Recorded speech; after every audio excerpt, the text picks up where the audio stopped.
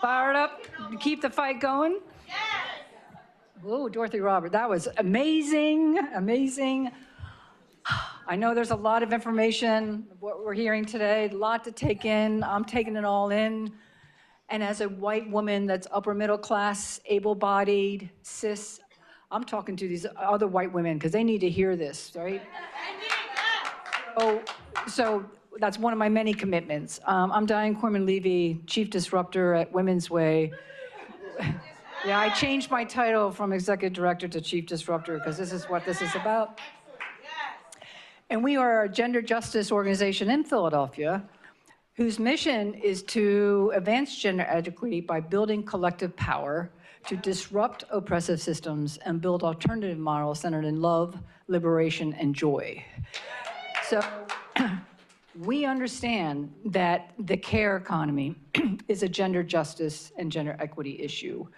And as such, this year, this spring, we are launching a new program called the Gender Economic Equity Fund.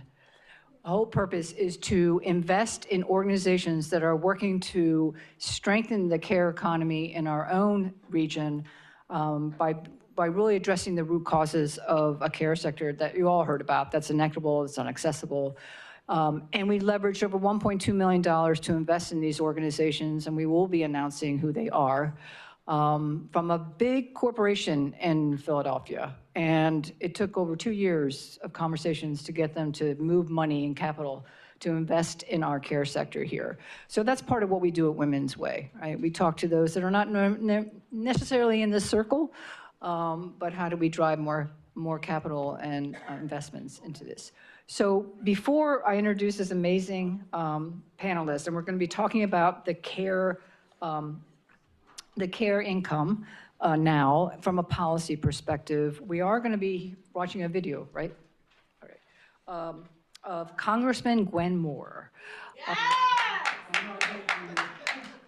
Just briefly, for those who, I'm probably most of you know who Gwen Moore is, but let me just give you a brief bio. Congressman Gwen Moore was elected to represent Wisconsin's 4th Congressional District in 2004, making her the first African American elected to Congress, I need to slow down, from the state of Wisconsin. She is a member of the esteemed House Ways and Means Committee, which is the oldest committee in the United States Congress, and has jurisdiction of the Social Security system, Medicare, the foster care system, temporary assistance for needy families, unemployment insurance, and all taxation tariffs and revenue-raising measures. She serves as co-chair of the Bipartisan Congressional Caucus on Foster Youth.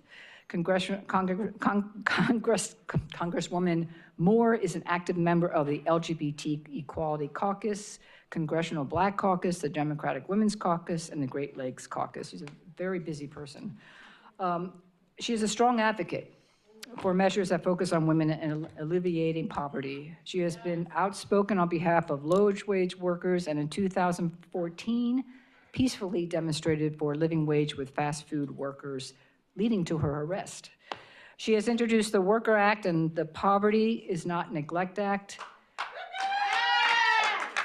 It is her mission to give voice to the voiceless, or maybe, I don't know if they're voiceless, but they're not heard. She's also a mother of 3 children and a proud grandmother and great-grandmother. So we have a special treat.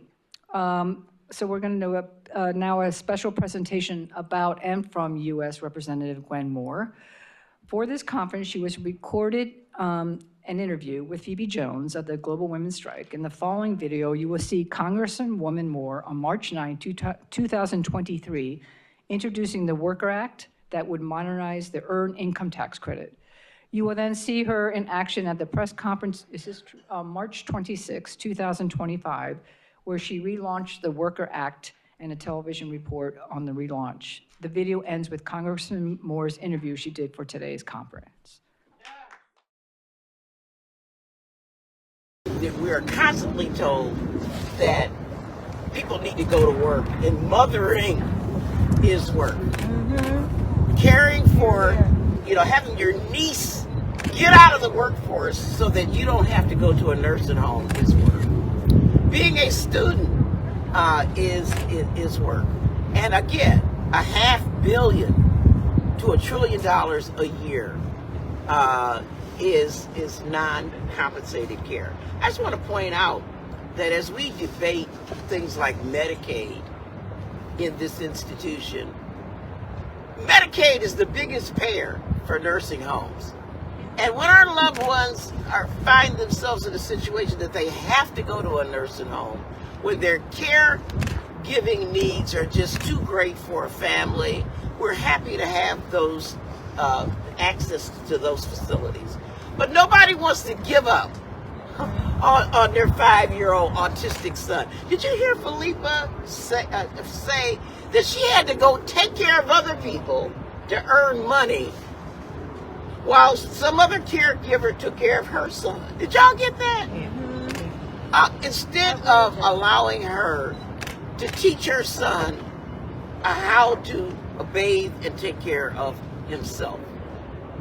This is humane, this is modern, and this is consistent with an effort that all of us have of making work pay.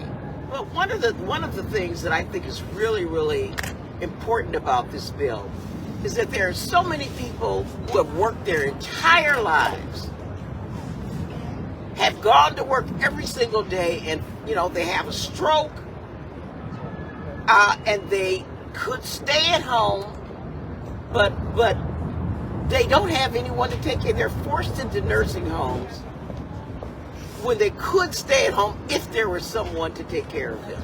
They make too much money to qualify for Medicaid and for other kinds of things, but it's that niece that would come and help them get out of bed in the morning and fix up some breakfast and maybe put a little tuna in the refrigerator for lunchtime that could keep them in their home. That's right. This is what the Worker Act is all about. And enabling that niece to cut her hours down by 10 hours a day so that she can keep her aunt, who otherwise wouldn't qualify for any benefits. This aunt might be on Social Security, getting her Social Security check, maybe even have a small paycheck. But rather than giving all those resources to a nursing home, letting her niece come and giving her the loving care. This is what I'm hoping for, y'all. I'll be 72 next month, God willing. And I'm hoping that I can stay at home as long as I can. But I don't want to impoverish, I don't want to impoverish any of my relatives in order for me to be able to stay at home. And I don't want to stay at home unsafe.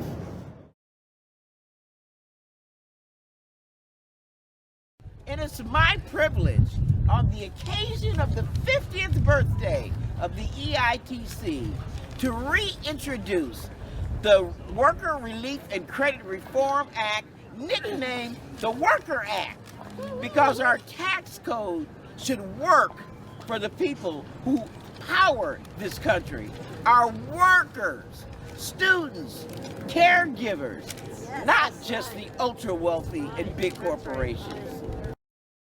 Moore has introduced legislation to expand a tax break for low to moderate income workers out there, the Earned Income Tax Credit. She says the expansion would reduce poverty here in Wisconsin and all across the country. Spectrum News 1 Washington correspondent Charlotte Scott has the story.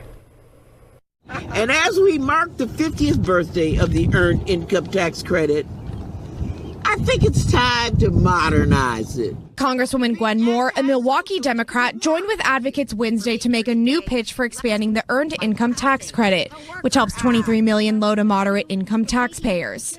She's reintroducing the Worker Relief and Credit Reform Act, which would expand the tax credit by decreasing the eligibility age for workers without children to 18 from 25 and removing the eligibility upper age limit of 65 years. It would also make unpaid caregivers and college students eligible for the first time. Unpaid caregivers perform more than $1 trillion worth of essential care to loved ones every year. I'm saying trillion, y'all. That's trillion with a T. And so the Worker Act ensures that caregivers get at least some of the support that they deserve. Representative Moore, we are so appreciative of you giving us your remarks for the Our Right to Care conference. Everybody is thrilled to hear you and to hear about what you've done. You know, if you could tell us a little bit about how you came to be putting forward the Worker Relief and Credit Reform Act. You know, I was a student. Yeah. You know, when I had my first child. Yes, and I have seen people, you know, who want to stay in their own homes. They can't stay in their own homes because their children have to work. Yeah. And they would be very willing to stay home to care for their moms or for their children, but they can't afford to do it. I've even seen people who are forced to go do jobs that are similar to caretaking, go work in a nursing home while their own loved one does not have the care. Yeah. And so this would be a way of recognizing the $1 trillion a year of uncompensated care, mostly done by women. There was a man who wanted to date me, and before we could ever get into a good dating relationship, he came to visit me and he literally fell out in my living room. And it turns out he was a veteran who was suffering from some of the symptoms of Agent Orange. He had no money, he had no income. He was a veteran. We applied for veterans benefits, we applied for Social Security, but it was a year before he got those benefits. Wow. And I was, you know, going to bed at 4 a.m., getting up at 4 a.m. and going to bed at 2 a.m. Wow. Laundry, you know, twice a day. Before I left for Madison, when I came home, there were other caregivers that came in for Medicaid, but I was exhausted. Yeah. Absolutely, it was a labor of concern and love. I didn't even get a chance for him to be my boyfriend. He was non-ambulatory, incontinent, and literally I had to have my sons and daughters help me bathe him and care for him. It really occurred to me how, were I not there, he would have nothing and nobody. And so once he began to get some benefits, and his family was a little bit more willing to care for him, because they couldn't afford to quit their jobs to care for him and to take care of him. So once he had some income, they were willing to take him in. You know, I'm a mother, a grandmother, and a great-grandmother. And so caretaking is what I have done every single day of my adult life. What about the people that, you know, you want to cut Medicaid because you want to force people to work where they're already working? That's right. They're caring for people who otherwise the federal government and state would have to pay so much more to put them in nursing homes and other settings. So, you know, you say you want people to work for benefits where they're working. Yeah, absolutely. I mean, we think it's such an important, companion bill to the child tax credit. Absolutely. Oh, the child tax credit. I mean, literally, we lifted almost half children above the poverty level. And families told us what they did with the money. You would be shocked to find that they fed their children better meals. That's right. You know, they provided them with school supplies. They did mothering with that money. You know, a number of us feel like people in Congress, some people are in there because of ambition.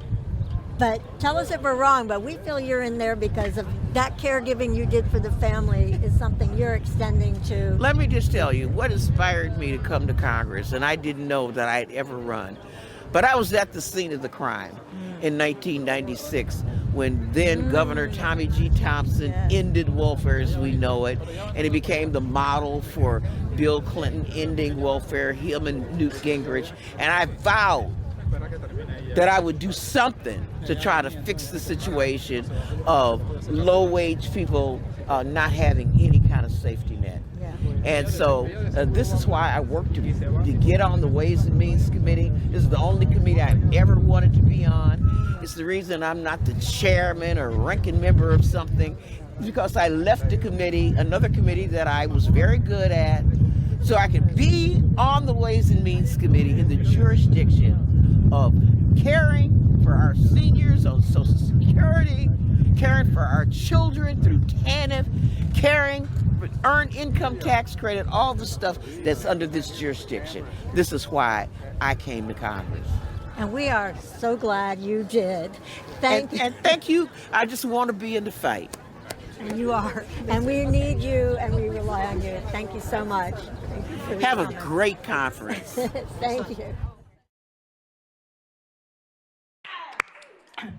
Well, thank you, Gwen Moore. And this is just a message to all women who want to run for office. Run and win. So let's all turn to the panelists here. We have another one, actually, that's going to be joining us virtually. I'd just like each of you 2 minutes just to introduce yourselves, and then I'm going to ask a series of questions. So why don't you start? Hi, everyone. My name is Elisa Minoff. I work at the Center for the Study of Social Policy, which is a research organization and think tank based in Washington, D.C. We're an organization that's committed to advancing racial justice by working with and alongside children, families, young adults, to advance their economic security, their health and well-being, and to promote their autonomy and their family autonomy, specifically outside of intervening systems like child welfare. I'm really honored to be here. I will say I've been working alongside Margaret Prescott, Phoebe, and others at the Global Women's Strike for a number of years now in the fight to expand the child tax credit. And I've learned so much from Margaret and others at the strike about how you make change and how you make a change that really effectively supports the families and children who need it most. So it's a pleasure to be here, and I'm really looking forward to the conversation.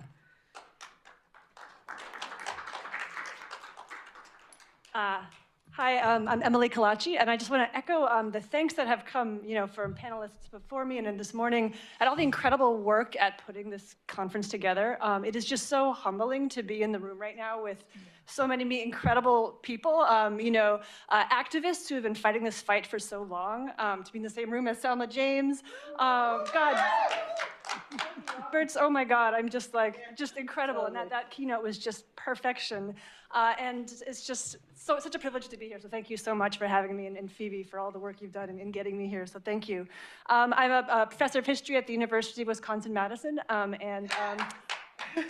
Thank you.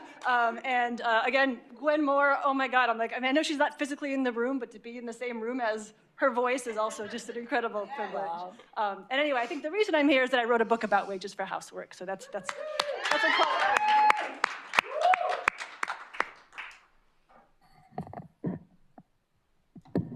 I'm Peggy O'Mara. Can you hear me okay? I'm the mother of 4 and the grandmother of 3. I live in Fort Collins, Colorado, which is about an hour north of Denver. First time in Philadelphia, so I'm excited to be here.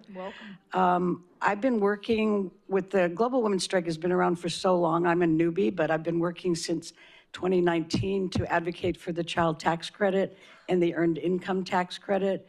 And more recently, I've been working with Rachel West and others in the strike in San Francisco remotely to do the first ever, I think, in the United States, guaranteed care income. Shafika can correct me if I'm wrong, but it's a guaranteed care income for 10 single moms who are or have been at risk of incarceration or of losing their children to child welfare. And they're getting $2,000 a month, and it's just changing their lives. For over 30 years, I was the editor and publisher of Mothering magazine, which started in 1974. And it really came out of and was in response somewhat to the fact that feminists in the United States at that time were really and continue to disparage mothering and motherhood. The woman that founded it, Addie Evanson, wanted to call it Mothering because she wanted to uplift and celebrate the act of mothering. An active mother, it's not motherhood, it's mothering. And that's what the magazine did. It was before the internet. It was a strong community of mothers and supporting each other and particularly lifting up the work of moms in the home. And I'm thrilled to be here today, and I think that's all. Thank you. And we have one. Thank you, Stefania. Can you hear us, Stefania? Yes, can you hear Oh, me? yes. Please just do a brief introduction of yourself. Yes, of course. But first of all, let me say how happy I am of being part of this conference, even though I am, of course, sorry not being able to be there with you, but it's such an honor to be part of this conversation. So thank you so much for the invitation. So my name is Stefania Barca. I'm a researcher and a professor in gender and environmental history at the University of Santiago de Compostela. This is in Spain. I am also a mother of a 25-year-old girl and a lifelong partner with someone who got very ill with COVID-19 back in 2020, and he almost died of it. And this is when I started to pay more attention to care and care work. So my research has been mostly on how to think about environmental policies from a working class perspective. So how to break the jobs versus environment discourse that has been dividing labor and environmental movements, and more broadly, workers and working class people from environmental politics. And how to reunite what was initially joined, because the history of environmental politics shows just that at the beginning, worker struggles were also struggles for a better environment, a living environment and working environment. So, I come from just a little piece of information about me. I come from a working class area, a working class district on East Naples, Italy. And I grew up with exhaust fumes in my neighborhood near a refinery and all that. And I saw so many workers dying of cancer, and also the women and the children getting ill. And I could never be convinced that environmentalism was not a working class issue. So I had to, also do my research to prove just that. And so I was writing about this jobs versus environment false dilemma, and how, from an environmental justice perspective, that does not make sense. And I was called in to help design a green public works program for a campaign that was called the Green New Deal for Europe back in 2019. Together with people from a variety of social movements, mostly degrowth and climate justice movements, and researchers. And that's where I met Selma and Nina. And they were also called in to contribute to this campaign. And we started talking about the care income. And initially, the idea came from somebody else, from another researcher, Giacomo D'Alisa, and Nina and Selma thought it was a great idea, and we started talking about what it meant to us politically. So I hope I will tell you more about this later. Thank you, Stefania. So the first question is going to go towards Emily, the historian.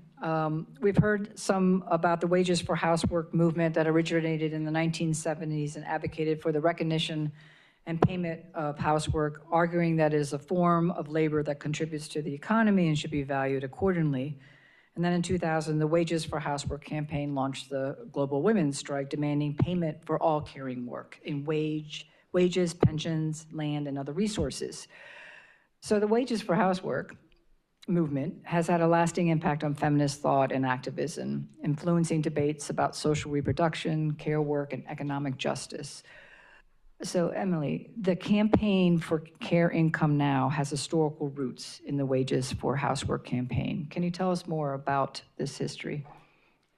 Sure, thank you. And So there'd be so much to say if I were to try to encapsulate, the entire history, and I don't even manage to capture the whole thing in an entire book about it. So, I kind of actually, without meaning to, follow the same structure that actually, some have chosen, which is to choose 3 moments that I thought were interesting from the history of the campaign that really get at some of the core ideas that I think are still really important when we're looking back to think about, our kind of, oh, you're right. I'm sorry, I talked too fast. I'm going to slow down. Thank you, Nikki. That kind of can help us place ourselves in this longer feminist genealogy.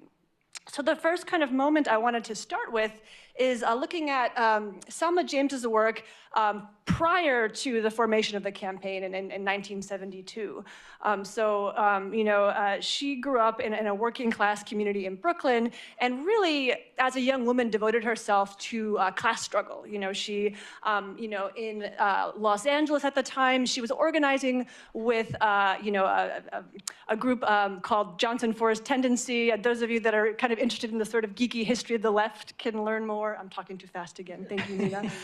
But basically, one of the core principles here was that political direction and insight would come from the experiences of working class people themselves, not from the heads of political parties or people who were, trying to kind of direct the movement in a top-down way, but that you would actually record and be close to the experiences of working class people themselves and take direction from them.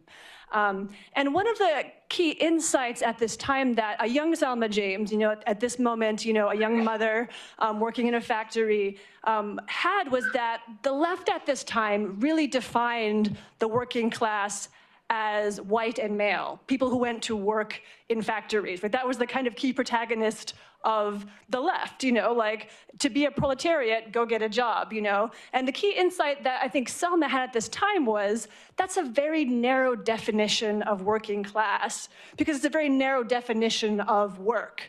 And so from that very early moment, she was out there interviewing housewives and women who did the double shift of working in a factory and looking after children, and really had this insight that, the working class must include all forms of work and not just the kind that's, defined as work for an employer, in the kind of, work sector.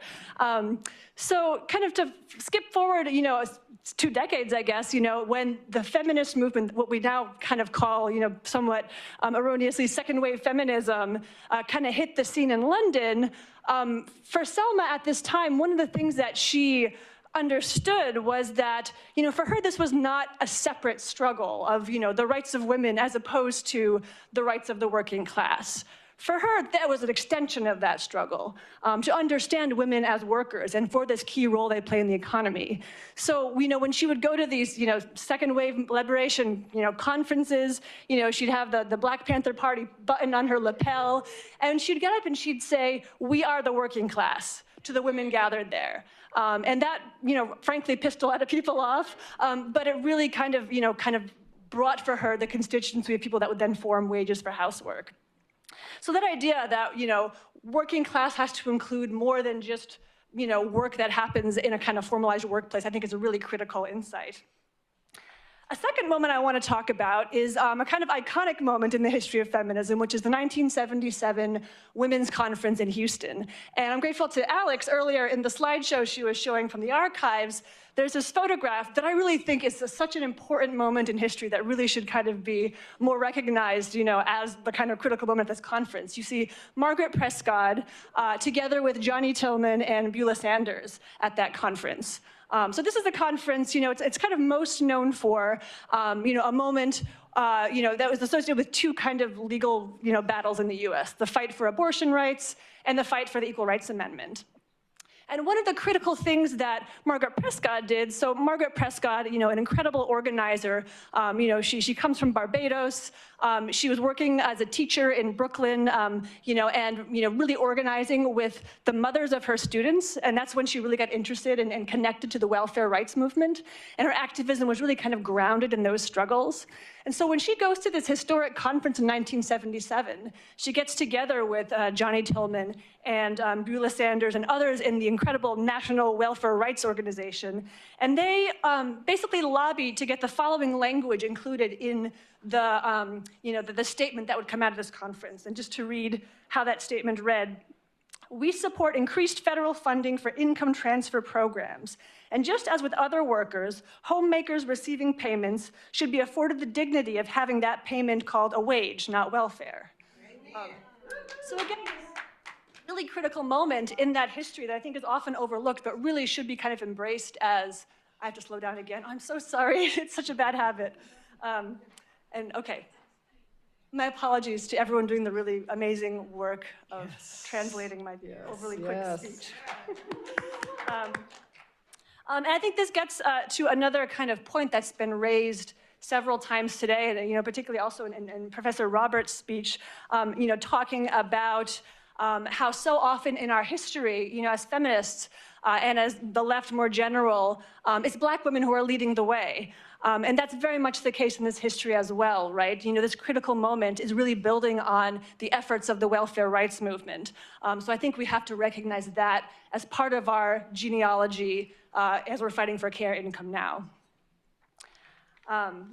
Okay, and then the third movement I wanted to mention is actually really, builds off a point that my colleague Elisa Trotz was talking about this morning when she was uplifting the work of Andaye and Red Thread in Guyana. And so she already gave a lot of the context for that history, so I won't repeat that here. But there was a passage from Andaye that I thought was so critically important for us trying to understand the role of unpaid work, both domestically, in the US as policy, but also as a kind of global economic issue. So one of the, great, targets or kind of fights, I guess, that Red Thread was involved in, which is something that is shared with many women organizing across the global South throughout the 1980s and 90s is, fighting for, women's empowerment in the context of austerity policies. In this case, structural adjustment policies, implemented across the global South, requiring governments to cut all kinds of social spending. And this is portrayed as belt tightening, as fiscal responsibility. Yeah, exactly. But Andaye had this brilliant way of reframing that and showing what it really is. And I want to read you a quotation from her. So she said, "When prices rise and incomes plunge, whose job is it to walk from shop to shop and stall to stall in order to find the cheapest items of food, and then to go home and do the extra cooking that is required to make cheap items of food edible? When, as in Guyana, all the systems for the provision of safe water fail, who goes to fetch water daily from downstairs, or the next street, or 2 miles down the road, except women? When, as in Guyana, we become prey to waterborne diseases, who has to try to hold the line against the total collapse of the immediate environment of the family, except women? When women fail in this, and the disease does strike, I can't, I'm so sorry, okay, I'm sorry. Okay. When women fail in this, and the disease does strike, who has to run up and down to take family to hospitals, which have become ill-equipped because of government cuts? Structural adjustment assumes, correctly, that what women will do in the face of the deterioration that it brings is to increase the unpaid work that we do without even thinking about it in an attempt to ensure that our families survive. So I just got to say just one point in closing about this. I was participating in a conference of economic historians recently, and I am not an economic historian. I was trying to think of what I could possibly say to this group of economic historians, not knowing their field very well. And one of the things I did was read out that passage, and there was an audible, literal gasp in the room, right, of people saying, wow, that's such a beautiful way of explaining what austerity politics is, right? It is taking work that we recognize collectively, compensate, and it's moving it into the category of things that we do not recognize and compensate as. That is, we're turning it into coerced labor rather than paid labor. So I think these are just three of the many moments from the campaign's history that I hope we can remember. I think thinking about how these relate, that they're all just still incredibly relevant today, right? For example, when you look at the discourse of our major political parties in this country, when they talk about working class voters, again, they have this incredibly narrow dog whistle about who they're talking about. They're talking about white working class men. They're not talking about women's work. They're not talking about unpaid work. They're not talking about people of color. Again, this idea about austerity, belt tightening, efficiency, efficient for whom, right? Again, it's about, conscripting all this work for free. So I think, thinking about these insights and how they can inform our contemporary moment, I think we have a really great set of tools and a great kind of genealogy we can draw on and making sense of forging a way forward. So thank you.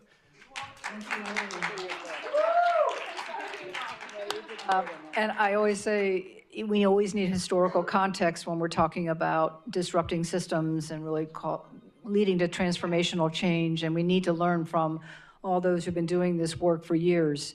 And now our own government is censoring history right now. So we need to elevate this work. We need to talk about these books, get them out there into the mainstream. So thank you, Emily. Thank you for writing the book.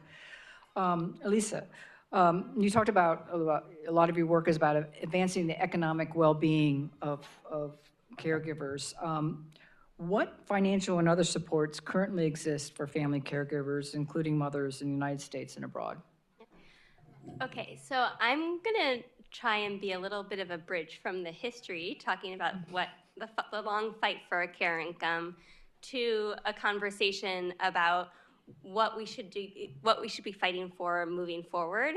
And my job here is just to walk through what can sometimes be a very boring, wonky explanation of what supports exist now. I did a policy scan a little over a year ago with my colleague Alex Kochia, which you can find on our website, cssp.org. It actually walks through in greater detail than I'll go through now, the sort of policy supports to provide financial assistance to family caregivers and other unpaid caregivers in the United States now, and sort of does some sampling of what other OECD countries, other wealthy countries do in terms of financial support for unpaid or otherwise unpaid family caregivers.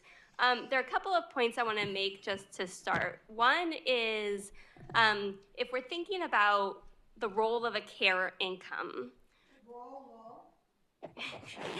we need to be thinking also about how it fits into the broader system of supports, right? And I think that there's a lot of work that can be done to support caregiving that doesn't involve actual direct cash and financial assistance, and I think we just need to recognize that. We need universal health care. We need to have housing that people can access and afford, and we need to have childcare. And those three areas in particular are areas where the market is broken, and just inserting cash into those broken markets isn't going to fix the problem. So if, in addition to fixing those huge things as a society that we need to fix, then we also need to give people cash so they can make the decisions themselves about how to best support their families. And so that's where I see, and we as an organization see the role of a care income kind of fitting in. We do a lot of work talking directly to parents and families about what they need, about how programs are working with them, for them right now. And we've heard a lot of what we heard on this first panel today about the huge administrative barriers of existing supports, and the real sort of gaps in financial support for caregiving today in the United States. I will just say the sort of funding streams and programs that enable family caregivers to be paid notably leave out parents oftentimes. So we heard that with Felipa's comments, right? She couldn't get paid to be a parent. Medicaid makes that very difficult. That's one major funding stream to support otherwise unpaid caregiving. We also have a funding stream through childcare that can sometimes be used to pay relatives to care for children so their parents can work, but parents cannot be paid to pay for their own children. So I just want to name that in the United States, there are gaps all over the place, but that's sort of one thing consistently that we see, that parents are kind of left out. across the board, what we see in the parents here in the United States and in other wealthy countries, there are policies in place to support some caregiving some of the time. Those policies are sometimes designed as a flat benefit or cash transfer, other times designed as a sort of wage payments that are tied to the hours people work. Sometimes those policies place burdens or other requirements on caregivers, as we heard with the Medicaid examples this morning. Sometimes those policies, notably in other countries, not as much in the United States, come with additional protections and rights. So in the US context, when we're talking about the sort of funding streams available to support otherwise unpaid caregiving, we are notable in that we don't have a national program of paid leave. So there are some states that offer that. There are some employers that offer that. We also, because of the decimation of cash assistance, don't have an effective means-tested cash program for parents who are doing caregiving. We do have Medicaid, which allows some family caregivers of older people or people with disabilities to be paid. We do, as I mentioned, have a child care funding streams that in some states could be used to pay for family caregivers, but the wage rates are incredibly low. I'm talking $2, $3, $4 an hour. So it's just like a token of recognition, not really an adequate wage. There are other programs that are that provide much more significant support. So for families with veterans, there's a veteran assistance program for veteran caregivers where someone could actually really get paid a sort of a much more livable wage of something like $2,000 a month, $3,000 a month for caring for a veteran with significant needs. So there are policies in place, but there are huge gaps. Parents are left out across the board. Wage rates are low and range really from maybe $100 a week or a couple dollars an hour to something that's more like minimum wage or sort of lower median wage. But pay is low. There are significant administrative barriers, and at the end of the day, families are left scrambling. In other wealthy countries, many of these same issues exist, but there are just a couple of points I want to highlight, especially when it comes to families with children, that I think distinguish the American context. One is most wealthy countries have some sort of paid parental leave, which is huge. And then some of those countries who have paid parental leave build out on top of that a system of support for caregiving of children. So in Finland, for example, they have paid parental leave, and then once parents have exhausted their paid parental leave, they can choose to send their child to either a public daycare, or they can choose to receive a private daycare allowance to choose their own daycare for their child, or they can choose to receive a child care in-home allowance or home allowance to allow themselves or someone else who they choose to care for their child in their own home. That's not something we don't have anything like that in the United States. But that's, it's a sort of a model that's out there of thinking about how you begin to stack policies so that there aren't these enormous gaps where caregivers are left behind and there's no way for them to get financial support for the work that they're doing. So I'll just stop there. I think Finland was rated as one of the top places to live. And they measure the kind of health and well-being of a country, not just by their GDP, but happiness, how are people living lives of joy and dignity. So thank you, Elisa. Stefania, in your book, which is a fascinating book, it's not an easy one to read. I had to do a lot of thinking. Workers of the Earth, Labor, Ecology, and Reproduction in the Age of Climate Change. You offer a fresh perspective on the place of labor in today's global climate struggle, reminding us that the fight for a sustainable and just ecological future is a fight against capitalism. Yeah, the root of all evil. And that to achieve ecological justice, our work must be grounded in something you call just transition. What is just transition, and how does care income fit within a just transition framework? Yes, thank you for the question, Diane. So just transition is not my wording. It's a concept that comes from originally from the labor movement in North America, in the US and Canada. It came about during the late 70s as in coincidence with the first neoliberal, the first part, let's say, first phase of the neoliberal turn when, yeah, exactly, there was a government rollback, as it was said before and explained very well by Dorothy before me, on all sorts of social policies, and the working classes were being left behind in this new run towards global competitivity and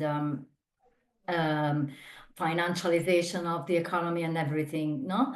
So just transition at that point came out as a labor movement response to all this, and at the same time, a response to the fact that the American working classes were the most exposed to the dangers of environmental damage, environmental change. At that time, they didn't speak about climate change yet. There was no consensus yet, but the ecological crisis was very clear as both on the global level, but also on the local level, national level. And those were also the years of the rising of the environmental justice movement in the US by realizing how much toxic waste and toxic pollution was concentrated in African American communities and other racialized communities, Native American communities, and these communities and organizations converged towards creating the environmental justice movement that came a little bit later in the early 90s. But the process started in the late 70s and early 80s. So this is just to say that just transition put together issues of economic and social inequality and racial inequality and class inequality, not so much gender inequality, to be honest, at that point, together with issues of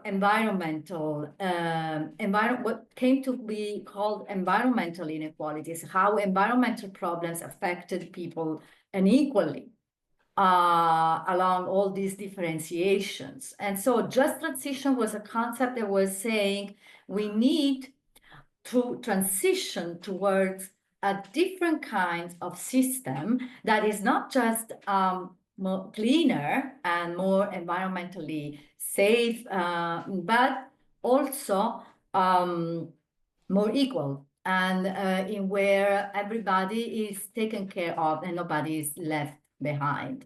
So this was the original idea of just transition, as it was actually explained to me by my friend Dimitris Stevis, who has a beautiful, short, very short, clear book, which is called exactly Just Transition, that explains what it is.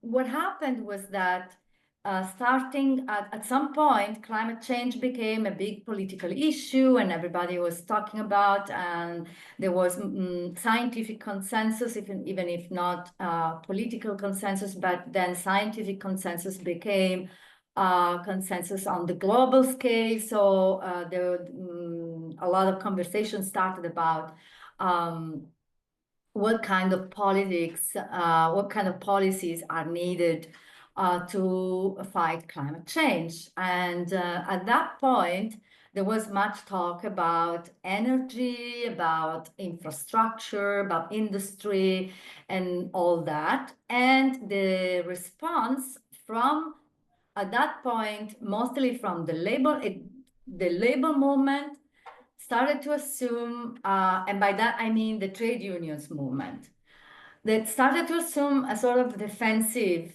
strategy, saying we have to save jobs. Also because these conversations were also coinciding at some point with the global economic crisis, the 2008 crisis, so a crisis of unemployment. So the trade unions started to say we have to find ways of saving jobs in a way that is also consistent with saving the climate. So they came up with this idea of just transition, meaning creating clean jobs, green jobs for example, in clean energy, or in green sorts of transport systems and stuff like that. So basically, replacing the jobs that would be lost in phasing out of highly carbon emitting sectors, replacing those jobs that would be lost with new good jobs, decent jobs, unionized jobs in these clean industry, clean energy, and clean infrastructure sectors. So this was sort of a gain and a loss, in a sense that it was a gain in the sense of reuniting the trade unions movement with the ecology movement, environmental movement on a common agenda. But it was a big loss in terms of becoming, the just transition became much more reductive. And as Emily was also reminding us before, the Wages for Household campaign, much of it was about expanding the notion of working class, no? To include everyone who is actually working. And in this version of just transition, actually the working class was being again shrunk, reduced to the male blue-collar workers in waged work and industry and energy and infrastructures. So, and this, unfortunately, this was the approach that then was incorporated in all the global climate policies in the UN, United Nations Framework Convention for Climate Change incorporates this idea of just transition, but also the International Labour Organization, the ILO, the European Union, and a number of governments in Europe that, following European Union directive, now the European Union has its own just transition fund and program, etc., and it's all geared around this idea. So basically, this overlooks all caring work, all sorts of caring work, paid and unpaid, overlooks informal workers of all kinds, and especially those who are, most of them, employed in the care sector. So even though the just transition claimed to be a strategy for the working class, all the people who do the domestic care and community caring, people who grow food, or take care of the environment, or work in healthcare and education, and the people and the ecosystems that they care for, all these are left behind. So this is the point where this just transition and care network comes about. And this just transition and care network is an international network that I put forward at some point back in 2021, after I had met Nina and Selma, we had started to talk about care income. And the just transition and care is a network that puts together almost 20 workers and organizers from different sectors of care work around the world in 12 countries. Nina and Selma and Leddy are also part of it, and there are many other people from different, because we include in this not only people involved in caring in housework and domestic work and in community care activities and organizations. Also people involved in healthcare, people involved in food provisioning, especially peasant and indigenous farming, who provide food for their communities in the food sovereignty movement, for example, and people in education and teachers, people in working in organizing in schools and higher education as well.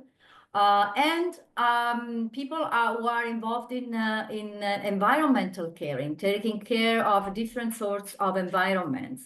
So, so we had a number of, since 2021, we had meetings in which everybody could talk about what, first of all, what the COVID-19 had meant for them, because of course, COVID-19, the pandemic, was a moment in which we all realized, well, by we all, I mean the governments, because of course people already know how important care work is, but the elites and the governments, you know, and the economists could let's say, forget about it. But COVID-19 was a strong reminder of how important caring is, and also the politics that were put in place that were actually creating, not really supporting the carers, the caregivers in a proper way, and creating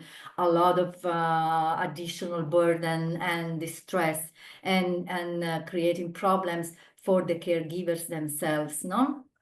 And also it became clear how much the underfunding public health and hospitals was being paid in terms of human casualties and of both people, patients and care workers, right? So all this, we were talking about all this, and in the light of all this, we were asking ourselves, what would a really just transition look like? No, so what would we really need? And something that also came out was the fact that the pandemic was also a reminder of the fact of how important environmental caring is, because the pandemic, as epizoonotic, I think is the word, epidemics, meaning an epidemics that transmits from non-human animals into humans. This is a sign of high distress for the non-human world, high distress for other species, and because of what the economy is doing to destroying their habitats and making life hard for them, and actually creating the conditions for the disappearance of a number of species, and et cetera, and all this is not aside from human life. It's all connected. The pandemic reminded us that. So we were asking ourselves, in this just transition, we should take care. We need a system that puts caring at the center, and caring meaning both caring for people and caring for non-human nature. And we need to find a system that is careful in the sense that it's a system that is capable of valuing these forms of caring most and foremost, more than other forms of economy. So I think I will stop there here Yes, now, and maybe if we have time, yes. Yes, thank you, Stefania. How she connects the care income into how she connects it with how investing in care work also is investing in our environment. So Peggy, As we talked about previously in 2021, the global women's strike decided to put together a working group that would design a survey to find out what mothers and other caregivers actually think, want, and need. And the survey addressed the fact that mothers, motherhood, mothering, and caregiving are often talked about in public, but seldom are these conversations informed by the experiences and views of mothers and other caregivers themselves. So what are some of the key findings of the international survey regarding what mothers are saying about the bond between mother and child and care income for caring work? Thank you. I'm just going to shake a little bit because it's 3 o'clock when people start yawning. Yes, and it's hard. asleep, and Yes, if people need to stand up and stretch, please do. Just a little bit. I do. Wiggle, wiggle. All right. I need chocolate. Yes, Anyone stand need up, chocolate? move. Yeah. Oh, good. I know, it's a lot of listening.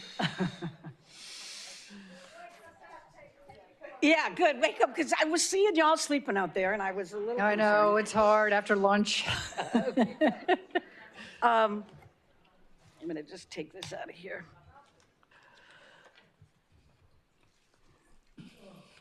Yes. Taking some deep breaths. Good.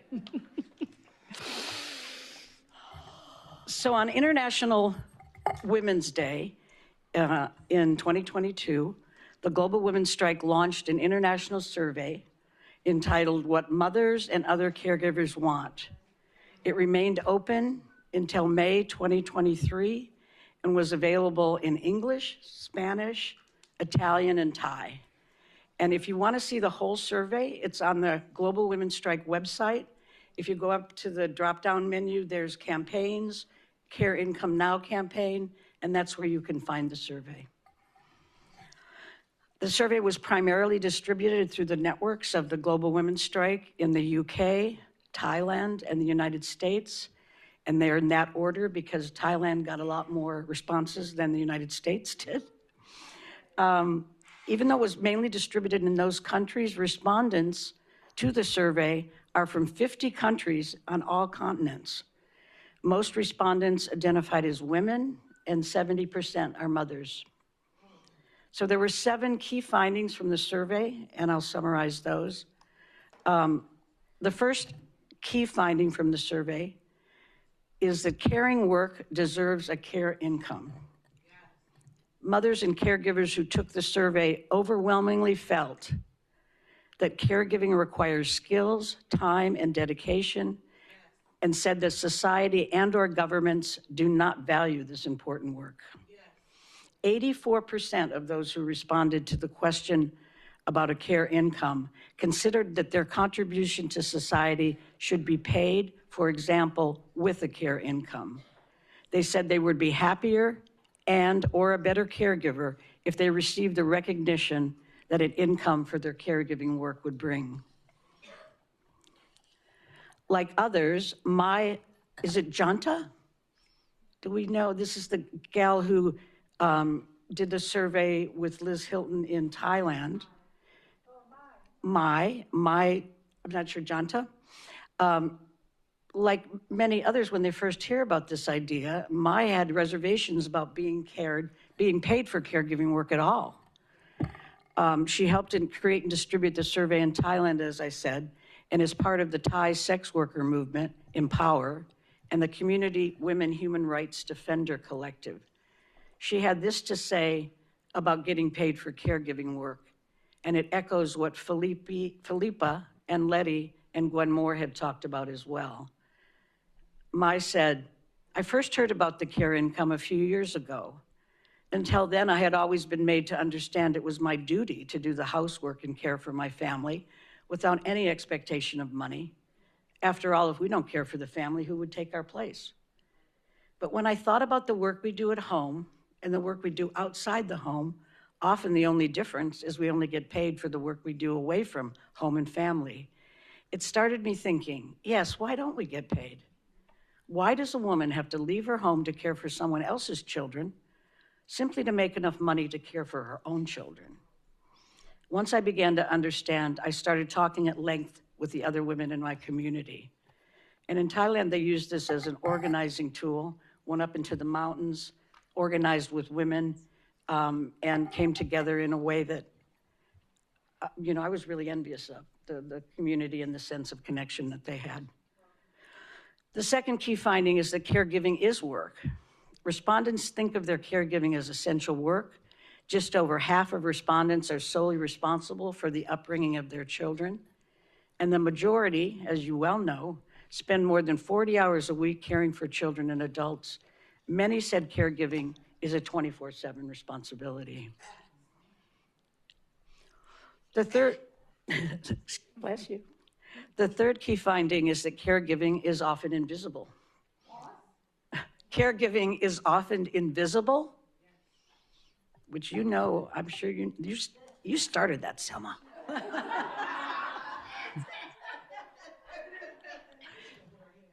Many aspects of caregiving are not often thought of as care work. Here are some of the activities that respondents to the survey identified as care work. Providing emotional support, which others have talked about, how important how do we count that? That's happening all the time. You're worrying about them, you can't go to sleep, you're worried about in the morning. One of my daughters is a single mom of one daughter, and she works 2 jobs and never has enough money, and I'm constantly worrying about her and her daughter and trying to give them whatever money I can. Breastfeeding is another thing that's not often thought of as care work. You may not know this, but we, in the gross domestic product of the United States and most countries, we count formula sales as part of the gross domestic product, and we don't count breastfeeding. If we counted breastfeeding, it would be way more than formula feeding. And a woman in Australia has created a mother's milk tool, so you can calculate country by country the value of breastfeeding in your country. It's on the resource list. Our Right to Care website has a great resource list. Check that out. This is mentioned there, as well as a lot of other things that I think will be interesting to people. Another part of caregiving is homeschooling, helping with homework, parent-school activities, which take a lot of time, and depending on the year your child is in, more time. Supporting family and friends with mental illness, caring for the land, Stefania talked about, the natural world, farming, gardening, defending loved ones from racism and discrimination, which the welfare warriors are doing all the time. Defending self and others from sexual and/or domestic violence. And volunteer work, which in my generation, women still did, people still did. It's hard to find time to do volunteer work now with all the work people have to do. One respondent to the survey wrote, like caring for our fellow human beings, caring for the land and for the natural world is similarly hidden and undervalued. Appreciate that, thank you. The fourth key finding, the bond between mother and child is vital. Most respondents are mothers and nearly half are single mothers. Respondents believe that the bond between mother and child is vital to the welfare of the child. Many felt less valued by society once they became a mother. Familiar? The vast majority, 76% breastfed, 46% breastfed for up to a year, and 25% for 2 years or more. Actually, breastfeeding for 2 years or more is recommended by both the American Academy of Pediatrics and the World Health Organization, but nobody ever talks about how women are supposed to do that. As one respondent said, taking care of my children at home when they were little was the most exhausting and the most joyous time of my life. A network of low-income trans sex workers in Latin America took the time to translate, distribute, and fill out the survey. They are from Brazil, Mexico, Venezuela, Colombia, Honduras, and Dominican Republic, and some are undocumented. They brought up an important distinction about who is mother. This is what they had to say. Most of the women, this is in their collective, are raising children, though not all biological, of course. Some are co-parenting with very close friends and chosen family. Many have helped to raise younger siblings, and some have been the main carer of children living on the streets. In Mexico, trans women, and my Spanish friends can help me, or muxi, M-U-X-E, muxi, have a particular role in the culture to stay at home and care for elderly parents and relatives, and to collectively to care for others' children. Yes, they say the bond between mother and child is vital, but the bond with another primary carer or relative can sometimes be as important. For example, the women who raised us when our own mothers abused or rejected us. We feel the bond and role of these mothers in our lives is valid and important and should be respected because these women have given us the love we never received from our biological families. The fifth finding is without financial pressure, most mothers would not work full-time outside the home. Nobody asks mothers this. Nobody knows this. People assume that everyone wants to get away from the home, but many of us really like our children and like to be with them. God, is that okay? 63% of respondents to the survey have a wage job, and they worry about what's been happening to their child or relative when they're away from home. They want to care for their loved ones and do waged work primarily because they need the money. They find it hard to leave a child or relative who is unwell. 71% of respondents said they would not work the same job or for the same number of hours if they did not have financial pressure. Only 5% said they would work full-time outside the home if they could choose freely. One respondent wrote, "There is no recognition for women who do a double day. I would work part-time or not do waged work outside the home if I could." Amen. The sixth finding is that most respondents want to be cared for or to care for others at home. If they were dependent upon the care of others, 73% of respondents would want to be cared for at home. If they were caring for others, 60% want to share a home with those in their care. This was one of the most interesting and not really funny, but just kind of funny part of the survey. We went back and forth with the people who were working on the survey from Thailand on this question. And the people in Myanmar and Thailand could not even understand this question. I mean, they could not even consider an option in which you wouldn't be caring for your loved ones at home. One respondent wrote, and I think many of us feel this way, "I wish I could have spent more time caring for my elderly parents." The seventh and final finding of the survey, although there's a lot more to this in the survey, check it out because there's also a lot more comments from people from different countries and just a lot more detail on some of these things. So the seventh finding is society is not doing a good job of valuing care work. Over 80% of respondents felt the society is not doing a good job of supporting mothers and children, or of supporting the care of older people, or of supporting the care of people with disabilities. Surprisingly, this was across all societies, with specific comments about this and complaints about society from the UK, Thailand, the United States, India, Germany, Scotland, Egypt, and Sweden. I thought, oh, Sweden, they got to figure it out, and nobody thought their government was doing a good job of valuing them. According to the World Policy Analysis, 96% of countries worldwide, including all 54 African countries, provide some statutory paid maternity leave. This paid maternity leave ranges from 14 weeks in Thailand to 58 weeks in Bulgaria. In Sweden, mothers and fathers share 68 weeks of paid leave. The United States, one of the richest countries in the world, provides no statutory maternity leave and no paid benefits for families. One respondent wrote, "In the US, we need a federal paid maternity leave. I work for a big global corporation, but only got 4 weeks of paid maternity leave. I could take up to a year of unpaid maternity leave, but the time is taken from your seniority at the company. Maternity is penalized, but any other, in quotes, disability is covered." According to a conservative estimate from Oxfam, globally women do twice as much unpaid work as men, sometimes 10 times as much, often on top of their paid work. The yearly value of this work comes out to US $10.8 trillion, more than 3 times the value of the global tech industry. Care income now. Thank you. Thank you. Thank you, Peggy. I actually read the full report. It is definitely worth reading. There's a lot of great data and stories and testimonials, so please go. And I have a copy of the survey if anyone wants to look at it. Should we cut it? All right, I'll show it to you, Jess. All right, well, we don't have time to respond, I'm sorry, because we do need time to break and rest and move and stretch. So thank you all for your work. We appreciate it.